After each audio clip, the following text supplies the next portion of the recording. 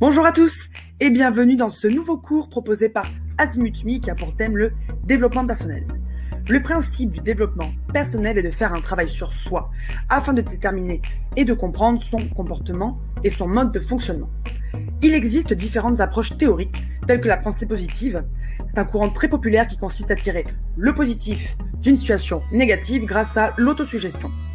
Ou encore des techniques spécifiques telles que l'analyse transactionnelle.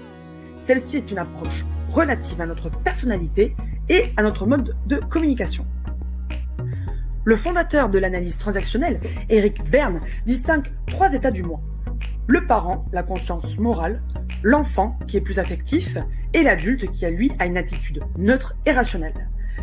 Ces 3 personnalités définissent les rapports sociaux et la communication interpersonnelle, c'est-à-dire les échanges relationnels nommés transactions.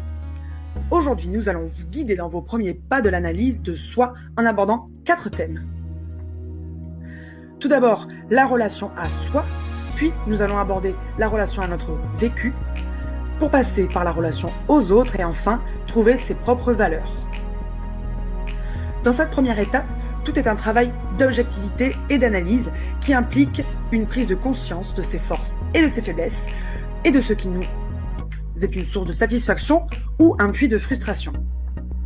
Il faut alors trouver des leviers de motivation à travers vos envies, vos ambitions et enfin être conscient de ce qui vous bloque pour avancer et vous motiver à dépasser ces freins pour vous accomplir. La fenêtre de Johari est une matrice pertinente qui nous enseigne sur notre façon de communiquer avec autrui et l'image que nous renvoyons. Un feedback constructif est important pour accéder à la seconde étape. Elle tire son nom de Joseph Luft et Harrington Ingham, les 2 créateurs qui fusionnent leurs pensées et qui les classent selon différentes informations qui sont propres aux personnes. Ce dont la personne a conscience d'une part, c'est-à-dire la zone publique et la zone cachée, et ce qu'elle ignore, la zone aveugle et la zone inconnue. La zone publique, c'est la personnalité brute de la personne telle qu'on la connaît, et comme elle se présente ou se représente face à nous. La zone cachée, c'est ce que la personne ne nous dévoile pas et dont elle a conscience. Elle considère ces informations qui lui sont propres de tabou, et elle aurait peur de la réaction des personnes face à la révélation de ses secrets. On l'appelle communément façade. L'objectif de se dévoiler plus, c'est la majeure partie du travail à travers cette matrice, prendre du recul et exprimer ses ambitions. La zone aveugle, elle matérialise ce que la personne ignore et que les autres, eux, perçoivent clairement. Il s'agit de ce qu'on en qualifie de défaut ou de qualité, ou encore force-faiblesse comme nous l'avons évoqué au début, qu'il est souvent difficile de percevoir seul.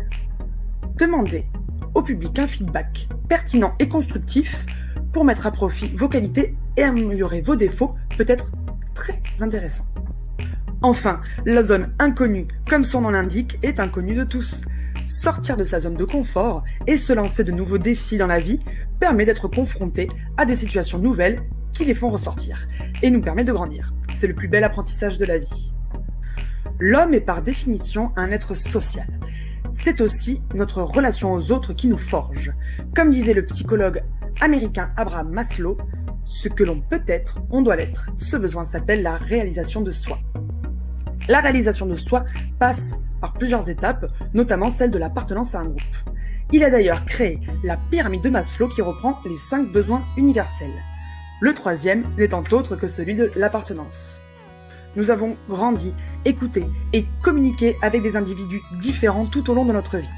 Et il faut entretenir ces interactions pour qu'elles soient constructives. C'est ce qu'on appelle l'intelligence sociale qui nous permet grâce à un travail sur soi et vis-à-vis des autres de faire connaissance et d'apprendre à déléguer, savoir dire non quand il faut pour se préserver. Mais ce n'est pas tout. Un travail sur soi est un travail profond qui implique de prendre conscience de notre vécu. Comment notre passé influe-t-il sur notre comportement présent? C'est une question intéressante, non? En tout cas, le développement personnel passe par cette question et nous permet l'épanouissement personnel et le développement de notre vraie personnalité, ce qui nous rend unique. Ça veut dire qu'il faut savoir rebondir après un échec, essayer de nouveau, mais ne pas s'avouer vaincu. C'est aussi garder confiance pour être crédible vis-à-vis des autres, mais aussi vis-à-vis de vous-même. Vous savez ce que vous valez et Et si vous êtes sujet à des critiques, acceptez-la. Ne vous braquez pas. Améliorez-vous et revenez plus fort. Une critique d'ailleurs est la plupart du temps constructive. Surtout, gardez à l'esprit vos vraies valeurs. On n'a que trop entendu en entretien d'embauche, notamment le respect, l'honnêteté.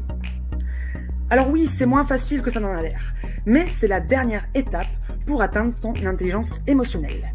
Quelles sont vos émotions et leur impact ? Des outils existent, tels que le mind mapping présenté en description, pour mieux visualiser vos pensées. Ainsi, atteignez la plénitude et apprenez à gérer votre stress et à prendre du recul. Merci pour votre attention et pour la confiance accordée. Il ne manque plus que de croire en vous. À très bientôt sur Azimut Me.